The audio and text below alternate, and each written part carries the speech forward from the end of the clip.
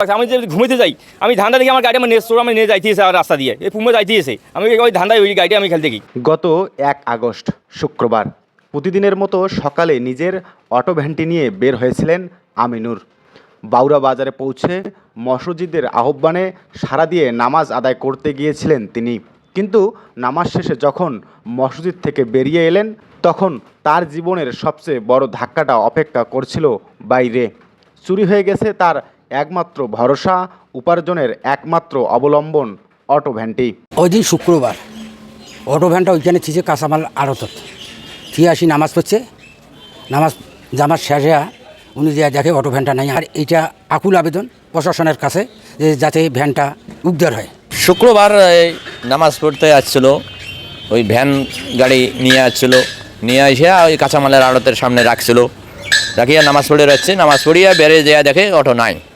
তো গরিব মানুষ, সে অটো চলে খায়, তাকে অটোটার ব্যবস্থা করার প্রয়োজন এবং চোরকে শিক্ষাটা দেওয়া প্রয়োজন। অভাবের সংসারে স্ত্রী আর 2 সন্তান নিয়ে আগে থেকেই জীবন চলছিল অনেক কষ্টে।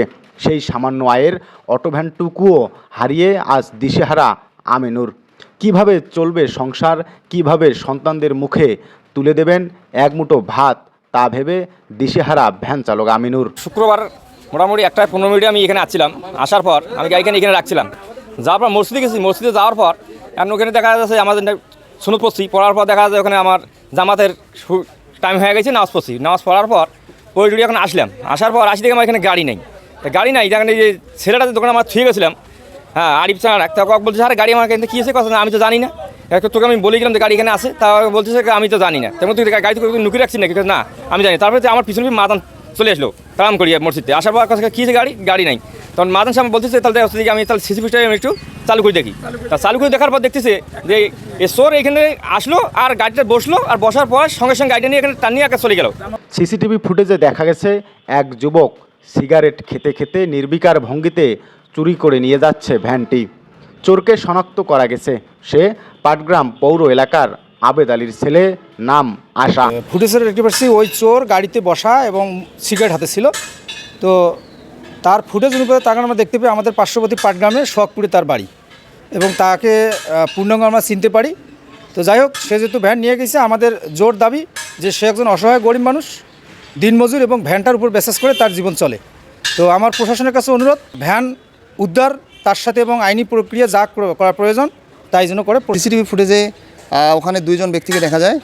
যে ভ্যানটি নিয়ে যাচ্ছিল সেই ছেলের ওই সিসিটিভি ফুটেজ থেকে পরবর্তীতে তাকে আইডেন্টিফাই করা গেছে। তার বাড়ি হচ্ছে পাটগ্রামের শখপুরে, পাটগ্রাম পৌরসভা এলাকায় তার বাড়ি। প্রশাসনের কাছে জোর একটা দাবি জানাচ্ছি যে এই চোরকে যেন গ্রেপ্তার করে তার ভ্যানটি উদ্ধার করা হয় এবং তাকে যেন আইনের আওতায় নিয়ে আসা হয়। ভুক্তভোগী ভ্যান চালক আমিনুর রহমান জানান, সেদিন বাউরা বাজারে পৌঁছে নামাজের সময় হলে তিনি গাড়ি রেখে চলে যান মসজিদে।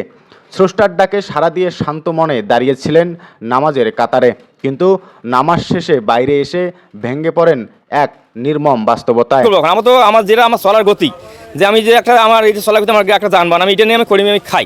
কারণ এই গাড়িটা আমি যদি আমি না থাকি তাহলে আমি কী হবে? আমি যখন অসহায়, এখন আমি মোটামুটি 4-5 দিন আমি বর্তমান যে আমার পকেটে কিন্তু পয়সা, আমি তাও আমি কোনো কুল পাচ্ছি না এখন, যে আমাকে আমার স্রষ্টা মতো বন্ধ হয়ে গেছে। স্থানীয়রা চোরকে আইনের আওতায় এনে উপযুক্ত শাস্তির দাবি জানিয়েছেন।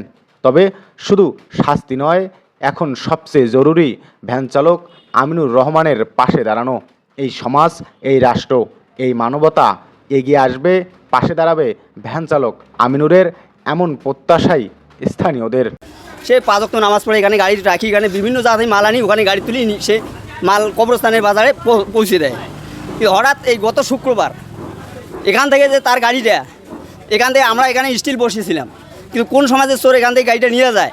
কিন্তু সে একজন অসহায় খুব গরিব মানুষ, ওই গাড়িটা দিয়ে সে মনে করো দিনমজুর তার ফ্যামিলি চলে। লালমনিরহাটের পাটগ্রাম উপজেলার জোংরা এলাকার মমিনপুর গ্রামের বাসিন্দা ভ্যান চালক আমিনুর রহমান। তার দাবি, ভ্যানটা ফিরিয়ে দিন অথবা সাহায্যের হাত বাড়িয়ে দিন, কারণ হয়তো আপনার একটু সহানুভূতি ফিরে দিতে পারে এক পরিবারের বেঁচে থাকার শেষ আলোটুকু।